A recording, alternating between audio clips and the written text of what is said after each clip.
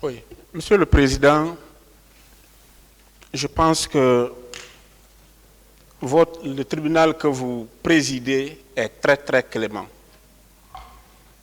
Parce qu'il n'aurait pas dû donner la parole aux confrères qui viennent d'intervenir. Parce qu'il n'a aucune qualité d'intervenir dans ce procès. Il était venu présenter une demande que vous avez tranchée. En quelle qualité il va se permettre de déposer des pièces au dossier de la procédure? Il faudrait, Monsieur le Président, que tous les acteurs aient du respect pour le tribunal que vous présidez. On ne peut pas apparaître surgir dans une procédure comme on le veut. La procédure judiciaire, surtout en matière criminelle, nous avons notre client qui est privé de sa liberté. On ne peut pas s'amuser dans une telle procédure, Monsieur le Président, à venir prendre la parole quand on veut, sans y être invité, Monsieur le Président. Monsieur Soumaoro devait comparaître aujourd'hui en qualité de témoin. Point barre, pas plus, Monsieur le Président.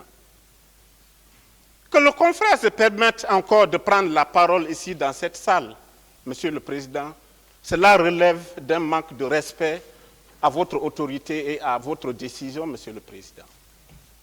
Pour revenir à cette demande de renvoi pour cause de maladie, c'est de la diversion, Monsieur le Président. Ils ne sont pas à leur premier essai. Déjà devant le cabinet d'instruction, Monsieur le Président, lorsqu'il s'est agi de la confrontation entre notre client et ses accusateurs, notamment M. Toumba Diakité et M. Soumaoro, ils ont tous brillé par leur absence. Ils ont refusé catégoriquement de venir, Monsieur le Président, à la confrontation. Et malheureusement, le juge n'en a pas tiré de conséquences.